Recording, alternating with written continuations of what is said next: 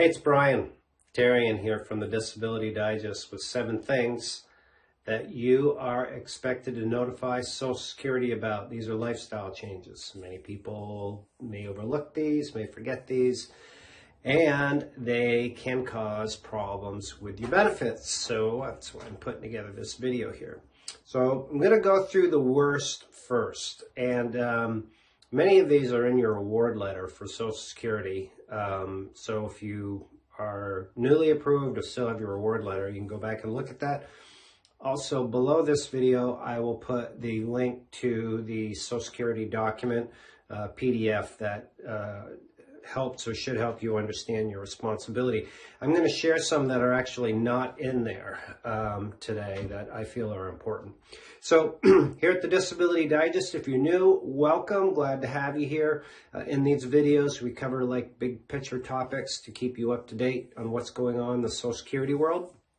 And we've been doing this work since 2006, and we focus really hard on providing information and strategies to people to help them get their benefits approved fast, keep their benefits, and maximize their benefits. So hopefully you will enjoy this video. So I'm going to cover the worst first. If you unfortunately become convicted of a felony, it is your responsibility to call Social Security or write them and let them know.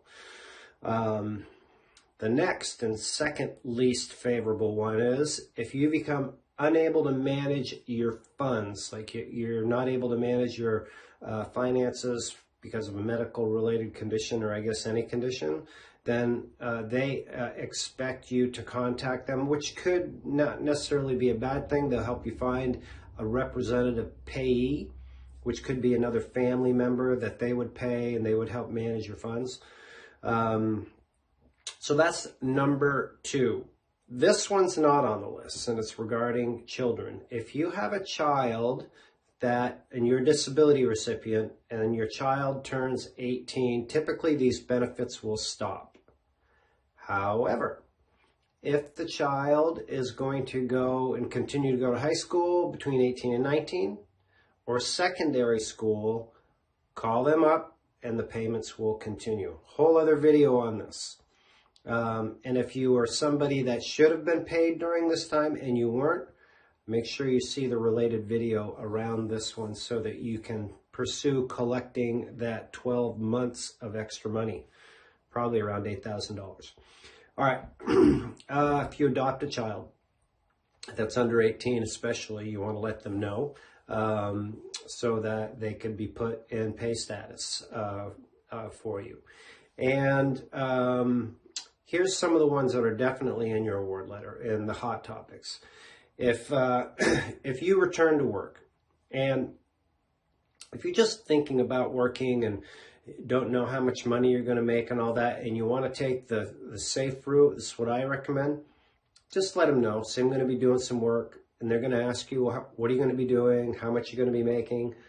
And you can explain what you're going to be doing. And if you don't know what you're going to be making, just say, I don't know. I'm going to try to work 10 hours a week and get paid $12 an hour, or I'm starting a home-based business, and geez, I hope to make a couple $100s a month. I don't know. And they'll maybe ask you to call back, but likely not. But they just do want to know that's one of your responsibilities. If your condition has changed, it does say in your award letter, and I'm just notifying you that they expect that you let them know if it gets better, I should say, and you feel that you can return to work. That's what they would like to know. If you move, this is a big one. This causes a lot of problems. If you change addresses and they're sending you communication, like right now for disability recipients with the continuing disability reviews, I have known people that have not updated their mailing address. They were sent the continuing disability review. They didn't get it. They didn't complete it.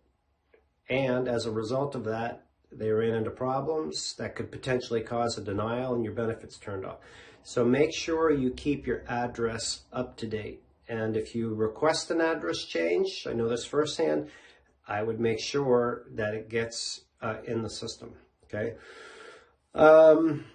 Next one, if you leave the United States, like if you're going away for more than 30 days, Social Security would like you to inform them that you are going away.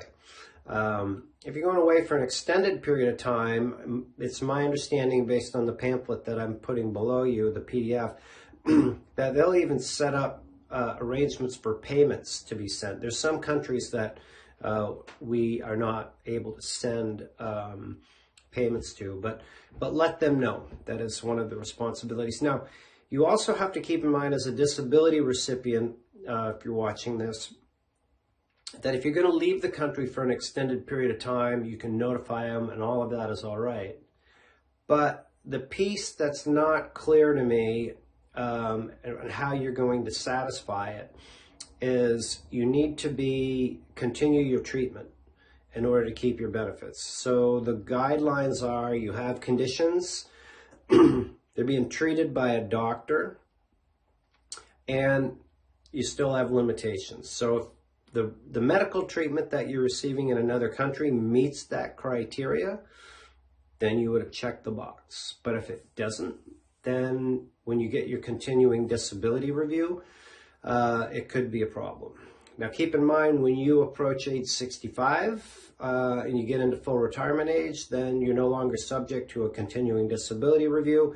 Then that would not be an issue. So those are the top tips that I have for you. Make sure that you notify Social Security of these so you can keep your Social Security disability benefits. If you like the work that we do, please give us a share, subscribe, and we put out 3 videos a week or so. Oftentimes we do live events, so ring the bell so you get a heads up. And if you're new here or we haven't heard from you in a while, we invite you to join us or update your membership here. And the value of doing that is we can understand where you're at in the process. Maybe you're still working or trying to get approved or approved, and what concerns you have, and we can partner them up with the resources that we have collected. So you have a customized approach, like a laser approach to getting the right resources to helping you get or maximize your disability benefits. In my experience, there's no two situations alike. Your age, conditions, where you live, the doctors you see, there's so many variables. You could be paying for things that you don't need to be paying for. So we would be delighted to help you out with all that, and there's no charge for the membership. So just look around this video for a link that says get or update your membership, and we invite you to come on in and join us. So until the next time, this has been Brian from the Disability Digest. As always, make it a great day.